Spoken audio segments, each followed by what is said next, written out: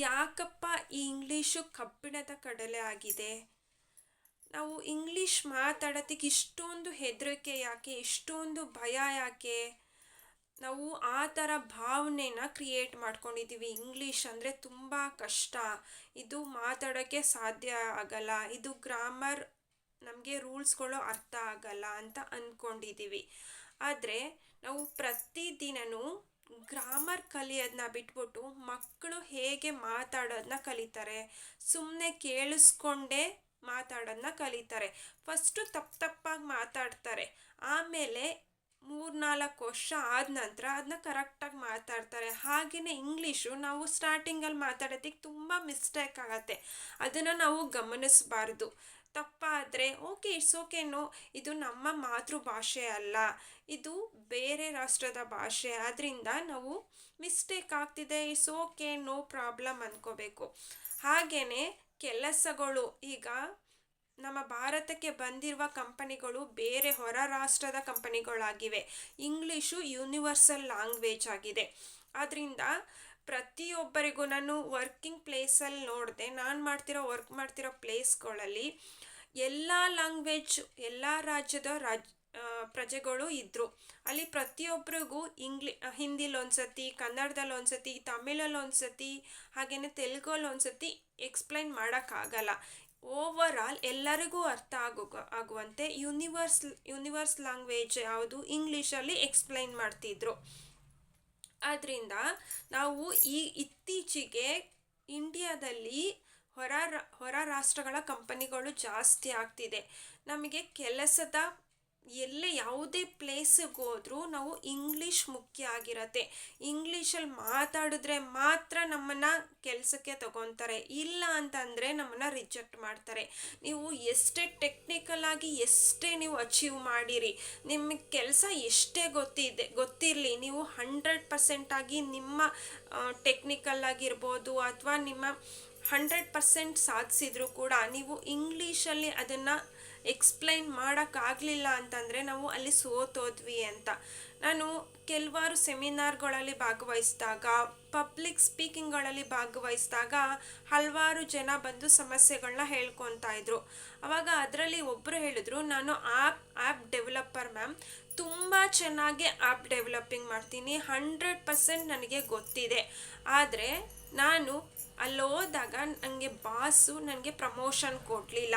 ಇದನ್ನು ಯಾರು ಇಂಗ್ಲೀಷಲ್ಲಿ ಎಕ್ಸ್ಪ್ಲೈನ್ ಮಾಡಿದ್ರೋ ಅವ್ರಿಗೆ ಪ್ರಮೋಷನ್ ಸಿಕ್ತು, ಹಾಗೆ ಸ್ಯಾಲ್ರಿನೂ ಇನ್ಕ್ರೀಸ್ ಆಯಿತು.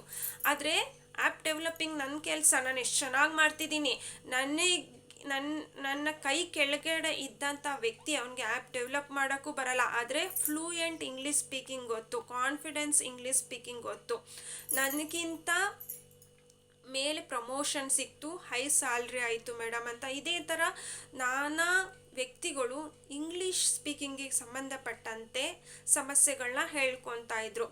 ಇಲ್ಲಿ ಗ್ರಾಮರ್ ಮ್ಯಾಟರ್ ಆಗಲ್ಲ, ಪ್ರೊನೌನ್ಸಿಯೇಷನ್ ಮ್ಯಾಟರ್ ಆಗಲ್ಲ, ನಮ್ಮ ಕಾನ್ಫಿಡೆನ್ಸ್ ಮ್ಯಾಟರ್ ಆಗತ್ತೆ.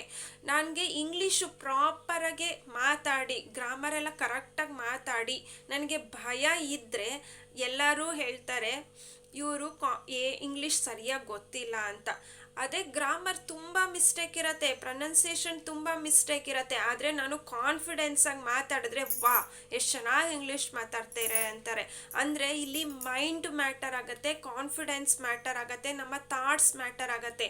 ನಾವು ಪಬ್ಲಿಕ್ ಸ್ಪೀಕಿಂಗ್ ಹೋಗ್ಬೇಕಾದ್ರೂ ಅಷ್ಟೇ, ಸೆಮಿನಾರ್ಗೆ ಹೋಗಬೇಕಾದ್ರೂ ಅಷ್ಟೇ, ನಮ್ಮ ತಲೆಯಲ್ಲಿ ಬರುವಂಥ ಥಾಟ್ಸ್ಗಳು, ನಾನು ಅಯ್ಯೋ ಇಂಗ್ಲೀಷಲ್ಲಿ ಹೆಂಗೆ ಮಾತಾಡ್ತೀನೋ, ಅವರೆಲ್ಲ ಏನು ಹೇಳ್ಬಿಡ್ತಾರೋ, ನನ್ನ ತಪ್ಪನ್ನ ಕಂಡು ಹಿಡಿದ್ಬಿಡ್ತಾರೋ, ಗ್ರಾಮರ್ ಮಿಸ್ಟೇಕ್ ಇರತ್ತೋ ಅಂತ ಈ ಥರ ಭಯದ ಮೈಂಡ್ಸೆಟ್ ಜೊತೆಗೆ ಹೋಗೋ ಬದಲು ನನ್ನ ಮಾತನ್ನು ಕೇಳಿಸ್ಕೊಂಡ ಪ್ರತಿಯೊಬ್ಬರು ಎಕ್ಸೈಟ್ಮೆಂಟ್ ಆಗ್ತಾರೆ, ಮೋಟಿವೇಶನ್ ಆಗ್ತಾರೆ, ಮೆಸ್ಮರೈಸ್ ಆಗ್ತಾರೆ, ನನ್ನ ಅಪ್ರಿಷಿಯೇಟ್ ಮಾಡ್ತಾರೆ ಅಂತ ಈ ಥರ ಥಾಟ್ಸ್ಗಳನ್ನ ನಾವು ಹೋಗಬೇಕಾಗತ್ತೆ. ಆಗ ನಾವು ಮಾತಾಡಿದ್ರೆ ಆ ಪಬ್ಲಿಕ್ ಸ್ಪೀಕಿಂಗು ಎಕ್ಸಲೆಂಟ್ ಆಗಿ ಬರುತ್ತೆ, ಎಲ್ಲರೂ ಇಷ್ಟಪಡ್ತಾರೆ.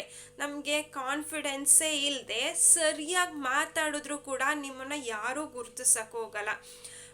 ನಾವು ನಮ್ಮನ್ನು ಯಾವ ಲ್ಯಾಂಗ್ವೇಜ್ ನಮ್ಮನ್ನು ತುಳಿತಾ ಇದೆಯೋ, ನಾವು ಪ್ರತಿ ಸತಿನೂ ಎಲೆಮರೆಕಾಯಿ ಅಂತ ಬದುಕ್ತಾ ಇದ್ದೀವೋ ಅಂಥ ಲ್ಯಾಂಗ್ವೇಜನ್ನ ಹಿಡಿದು ನೀವು ಮುಂದೆ ಬನ್ನಿ. ನಿಮ್ಮ ಪ್ರಾಬ್ಲಮ್ ಅಂತ ತಿಳ್ಕೊಂಡಿರೋದನ್ನೇ ಆಪರ್ಚುನಿಟಿಯಾಗಿ ಬದಲಾಯಿಸಿ.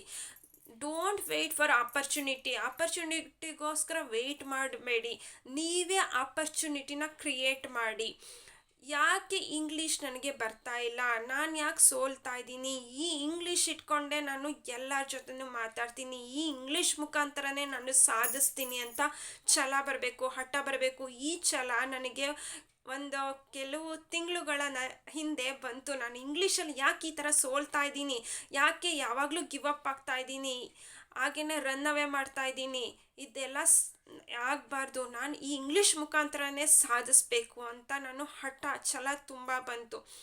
ಆಮೇಲೆ ಇಂಗ್ಲೀಷ್ ಬುಕ್ಗಳನ್ನ ಓದೋಕ್ಕೆ ಶುರು ಮಾಡಿದೆ, ಇಂಗ್ಲೀಷಲ್ಲೇ ಮಾತಾಡೋಕ್ಕೆ ಶುರು ಮಾಡಿದೆ.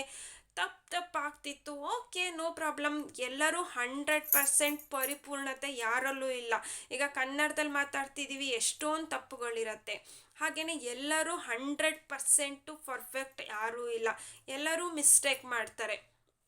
ಈ ಮಿಸ್ಟೇಕ್ ಮಾಡಿರೋದ್ರಿಂದನೇ ಈ ಬಲ್ಪ್ ಅನ್ನೋದು ಬಂದಿದ್ದು. ಇಲ್ಲಾಂದರೆ ಬಲ್ಪ್ ಅನ್ನೋದು ಕಂಡುಹಿಡಿಯೋಕ್ಕೆ ಆಗ್ತಿರ್ಲಿಲ್ಲ. ಒಂದು ಸತಿ ಮಿಸ್ಟೇಕ್ ಮಾಡಿದ ತಕ್ಷಣ ಅಯ್ಯೋ ನಂಗೆ ಬಲ್ಪ್ ಕಂಡುಹಿಡಿಯೋಕ್ಕೆ ಬರಲಿಲ್ಲ ಅಂತ ಅವರು ಗಿವ್ ಅಪ್ ಆಗಿದ್ರೆ ನಾವು ಈ ಬೆಳಕಿನಲ್ಲಿ ಕೂತ್ಕೊಂಡು ಮಾತಾಡೋಕ್ಕಾಗ್ತಿರ್ಲಿಲ್ಲ.